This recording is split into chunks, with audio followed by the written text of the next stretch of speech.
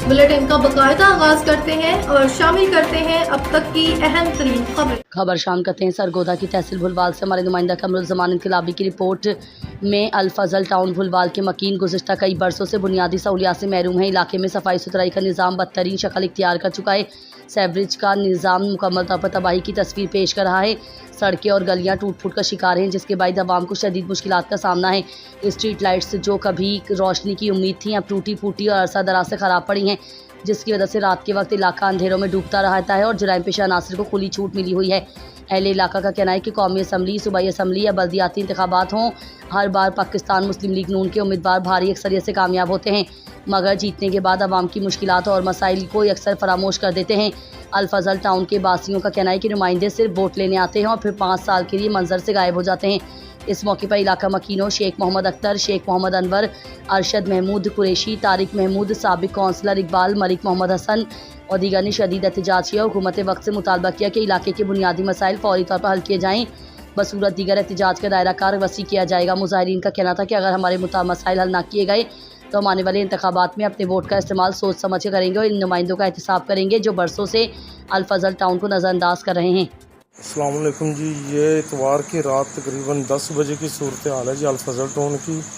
और जुमेरात वाले दिन मैंने सेंट्री वर्कर, क्या मैं नाम भी उनके लूँ, उनको शिकायत की है बार बार कि यार मैं अच्छा नहीं लगता एसी साहब को और सीओ साहब को हर दफ़ा ये कहूँ कि अल-फज़ल टाउन की सीवरेज बंद है और इसके ये मामलात हैं और ये जनाब सूरत हाल है अभी तक।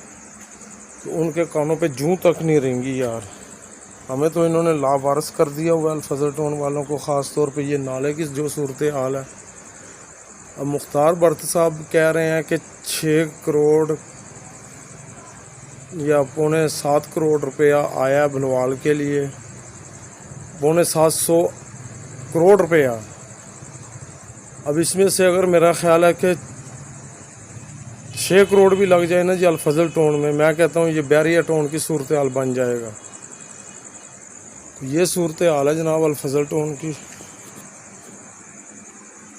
तो ये जनाब मैंने स्पेशली तौर पे असिस्टेंट कमिश्नर भुलवाल और सीओ साहब के लिए बनाई है कि जनाब ये जो 650-700 करोड़ रुपए की आवाज़ दे रहे हैं, तो जनाब ये हमारा कुछ ना कुछ आप हल निकालें। इस गली में सीवरेज की ज़रूरत बहुत ज़्यादा है और यहाँ पे जो है ना जनाब नालियाँ बनने वाली हैं और टफ टाइल लगने वाली है। तो अगर मेरा ख्याल है कि इस पे तवज्जो ना दी तो मेरा ख्याल है कि 600 करोड़ रुपया जो आया हुआ है ना भलवाल के लिए, तो बिल्कुल हमारी नज़र में जो है ना जी वो बेकार है। जी अरशद महमूद कुरैशी, ताजर इत्तेहाद ग्रुप का सीनियर नायब सदर हूँ। तो ये अल-फज़ल टाउन का मैं रिहायशी हूँ। तो ये अल-फज़ल टाउन की जब से ये सूरत हाल बनी है ना जी, मैं बार बार आवाज़ उठा रहा हूँ कि ये बिल्कुल इग्नोर किया हुआ है MNA ने भी, MPA ने भी और हमारे कौंसलर साहबान ने भी। और हर दफ़ा ये मौजूदा हुकूमत नून लीग की है, इसमें भी हमारी सूरत हाल ये है कि हर रोज़ यहाँ पे गंद, नालियाँ बंद, सीवरेज बंद और इतना बोसीदा निज़ाम है कि हम समझते हैं कि हम आसार कदीमा में रह रहे हैं। तो वेस्ट मैनेजमेंट वालों की भी तवज्जो कोई नहीं है अल-फज़ल टाउन की तरफ, म्यूनसिपल कमेटी की भी तवज्जो कोई नहीं है अल-फज़ल टाउन की तरफ। और ये अब मौजूदा फ़ंड आया हुआ है, ये हमारी मेन गली है, गली नंबर 5। अब ये भी मुझे नहीं लगता कि इसको ये बनाएं या इसकी तामीर और तरक्की में कोई ये 4 आने भी लगाएं।